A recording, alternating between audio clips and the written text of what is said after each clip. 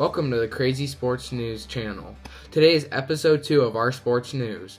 Today we'll be talking about Pro Bowl getting started, head coaches getting hired in new spots, and about Drake Maye's shoulder before the Super Bowl.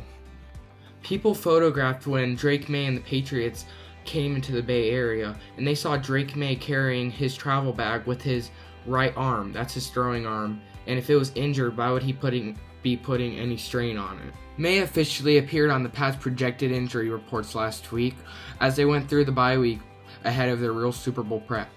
The quarterback was listed with a right shoulder injury, as expected, on Wednesday and Thursday. On Friday, the team added an illness to Maye's injury situation and listed him as a non-participant, then gave him a questionable tag for the game. Those were all, of course, projections, and last week was last week. This week is where we will get some really sense of where Maye and his shoulder is at with the game fast approaching.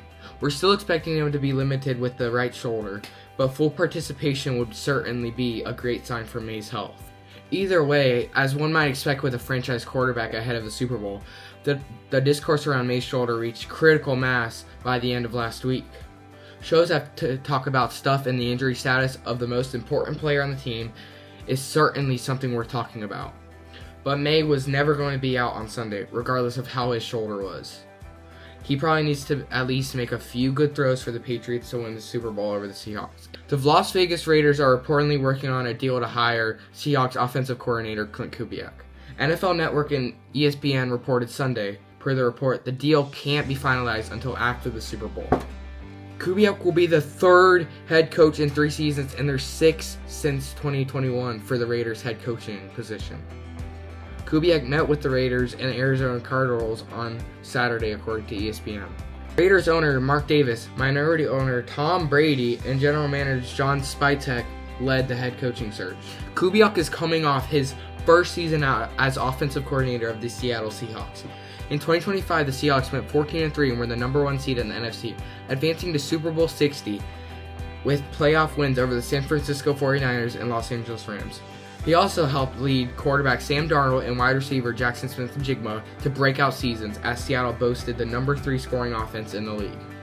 Yes, you might be, why does it look like you're reading? I am. I'm reading these articles from different companies and I'm seeing what the news is about to give you guys more info. Usually, a new head coach in the NFL is not facing the prospects of a Super Bowl or bust campaign during his first season at the helm, but that is the pressure-filled scenario for Joe Brady, who finds himself in as he takes over as the 21st head coach in the history of the Buffalo Bills. The Bills' head coaching vacancy was a popular one since Buffalo boasts the reigning NFL MVP and dynamic quarterback Josh Allen, who had the league's top rushing attack led by James Cook III. Featuring a talented offensive line and several key playmakers on defense. The Arizona Cardinals have hired Mike LaFleur as their new head coach, with the Los Angeles Rams offensive coordinator agreeing to a 5-year contract, the team announced Sunday. The Cardinals met with Seattle Seahawks offensive coordinator Clint Kubiak on Saturday night, but he's expected to become the Raiders head coach after the Super Bowl, sources told ESPN's Adam Schefter. So Arizona pivoted to another offensive coordinator in the NFC West.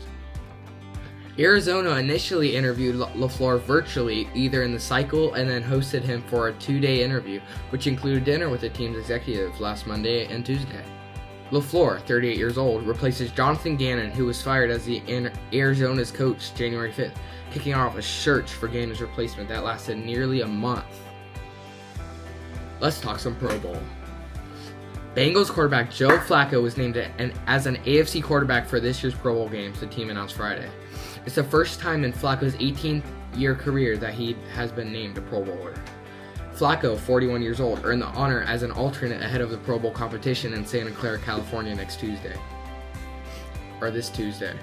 The achievement also bookends an improbable year for the veteran. At the beginning of the season, Flacco was the starting quarterback for the Cleveland Browns. However, he was benched after 4 games. On October 7th, Flacco was traded to the Bengals, who needed a starter after Joe Burrow went down with a turf toe injury by the Jaguars. Many of the NFL's biggest stars will be on hand for the 2026 Pro Bowl games, which will be integrated into the week leading up to the Super Bowl 60. The best from the NFC and the AFC will showcase their skills in a collection of challenges and then go head-to-head in a 7-on-7 flag football game at the Moscone Center in San Francisco. Players selected to the Pro Bowl from the Seattle Seahawks and the New England Patriots will be preparing for the Super Bowl and won't be participants in the Pro Bowl festivities. Kansas City Chiefs tight end Travis Kelce, who also won't be participating, led all players in fan battling for the second years of the row because of the Swifties. The event will air live Tuesday, February 3rd. Coverage begins on ESPN with postseason NFL countdown at 6:30 p.m. ET. Progressive Pro Bowl kickoff starts at 8, followed by the 2026 Pro Bowl games starting at 8:15. Fans can catch all the actions on ESPN, Disney XD, ESPN Deportes, and the ESPN app and the NFL streaming hub. And I don't think this happened last week, but great news is Udinski and Campanelli are staying for this year in the Jaguars. I don't know if I said that in last video, but yeah, that's happening. So that's good. Let's go. I would appreciate you guys if you liked and subscribed this video. And that is episode 2 of Crazy Sports News. See you guys in the next one. Peace.